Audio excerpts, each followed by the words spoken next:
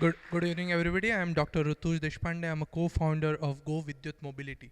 The word Vidyut means electric. So we are electric two-wheeler startup, and okay. We are electric two-wheeler startup, and we are striving to provide green, powerful, and efficient mobility solutions.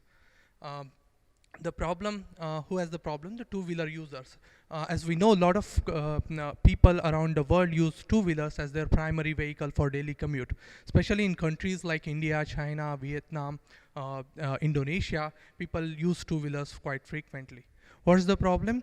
The existing two-wheelers, which are gasoline-based two-wheelers, are not only polluting, but they have high cost of travel. At the same time, there are a lot of electric two-wheeler companies coming up, but these two-wheelers have range anxiety, low speed, or high upfront cost. What's our solution? So with GoVidYouth technology, a user, a GoVidYouth vehicle user would drive, would basically charge the vehicle at home and drive a distance. For some reason, the animation is not working, I guess. Okay, drive a distance more than the average commute distance on the charged battery. Once the battery is depleted, there would be an engine generator which would assist the battery to drive further. So we can get much longer range. Advantages of go with the technology is basically we reduce the travel cost significantly by about 70 to 80%. The total cost of ownership can be reduced by $1,000, which is a significant amount for these two-wheeler users. With our technology, we can give good, excellent driving speed, long range. There won't be any range anxiety, and user would not have to hunt for a charging station because you have literally charger on the wheel, and it's a green technology, and government is incentivizing this technology. About the market, we are looking at India as our initial market. It's one of the largest two-wheeler markets in the world.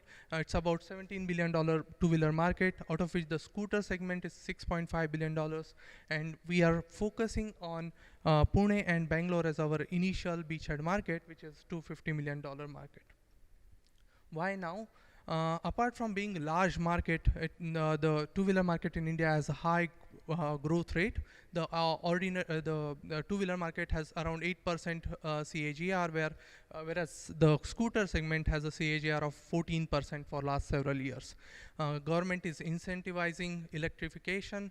The emission norms are becoming more stringent for the normal gasoline vehicles, and at the same time there is awareness about electric vehicles and the environmental concern among the masses. So that's why it's the right time to enter into this market.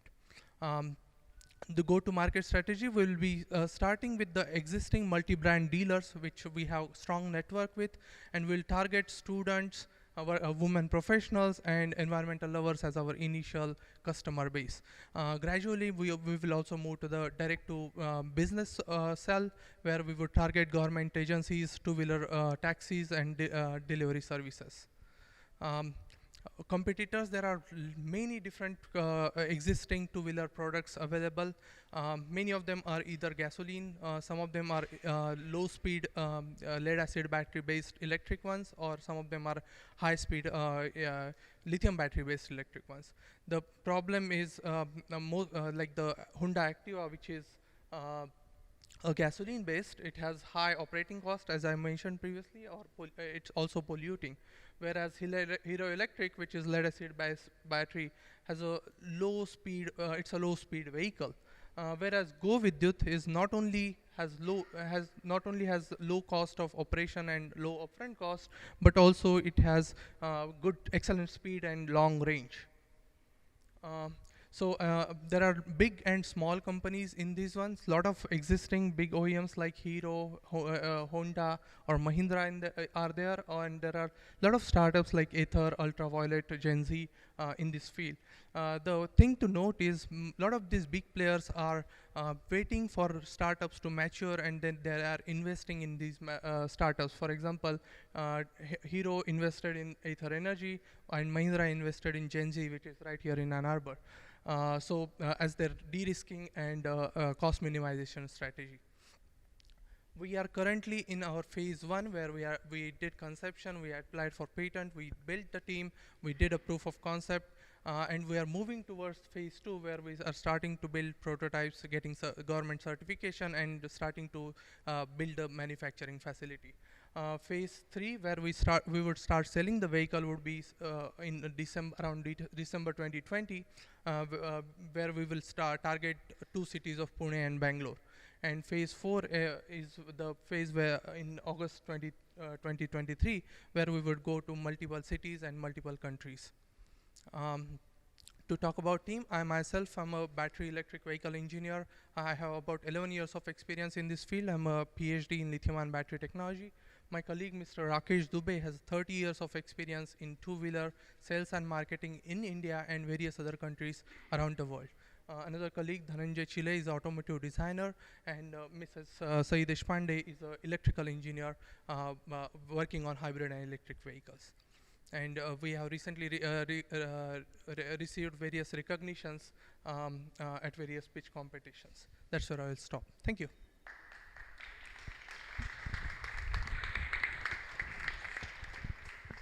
So nicely done, Doctor. Clearly an interesting market internationally. So you're still pre-prototype. Have you been able to start to identify what your unit cost is going to be? You put on one slide, you had, I think it's probably your estimated what your vehicle cost is going to be. So you know what your unit cost is going to be. And is the use of the funding that you're seeking right now is to complete the prototype, or do you have other concepts there? So all those questions in one. The funding we are seeking right now are for prototype building and getting iterations of prototype and getting the certification. So basically coming to the point where we start selling the vehicle. We have estimated the unit cost based on top-down and bottom-up approach, and we know exactly how much it's gonna. We know how much exactly it's gonna cost, and what are our profit margins. So what's your cost and what's your profit? So we are expecting about 13 to 15% profit margin to start with, and that excludes the 15% cost to the dealers.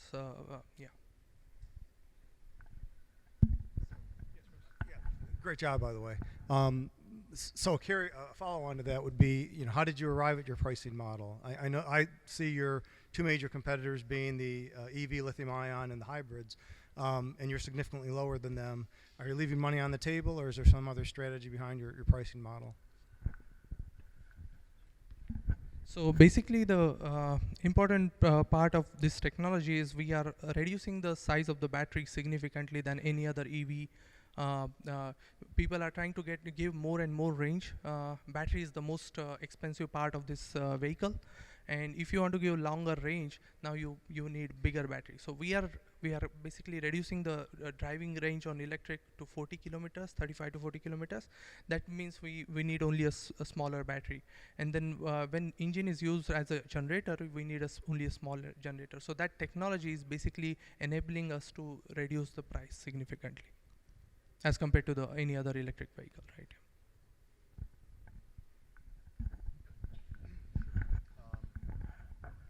Good job, and fascinating product. I know you're very early in the design and development right now, but have you given some consideration to service and support? Those will be critical elements once you get vehicles on the road and begin to build up a base. Yeah, specifically about so Mr. Rakesh Dubey, one of our co-founders, has a huge network in India because he was in leadership position in two-wheeler and three-wheeler industry for about 30 years.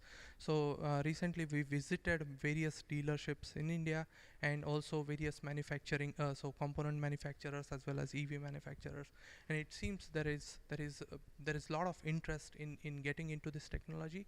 But of course, we want to have prototype first. We want to make sure our technology works and show it to the world before we start engaging with them.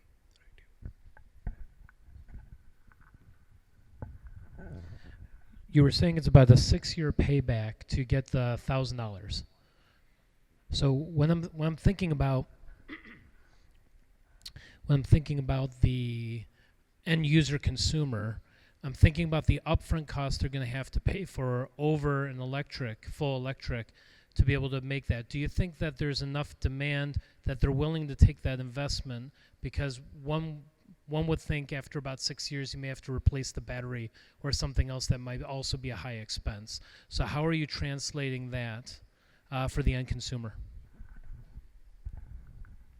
So if you look at the upfront cost, basically the payback period is about 15 months. The 6 years is basically you save about $1,000 in 6 years as compared to existing gasoline vehicle. As compared to any electric vehicle, the good lithium-ion battery-based electric vehicles are really expensive. So that's why they have no market penetration. So we are much better than those. But as against to existing gasoline vehicles, we are charging about $200 extra. But the payback period would be around 15 months to get those $200, and then you will save another $1,000 in 6 years. So 6 years is the normal life of two-wheelers in India, at least, right? Yeah. Thank you. Any other questions? All right. Thank you so very much. Appreciate it. Yep. Thank you, judges.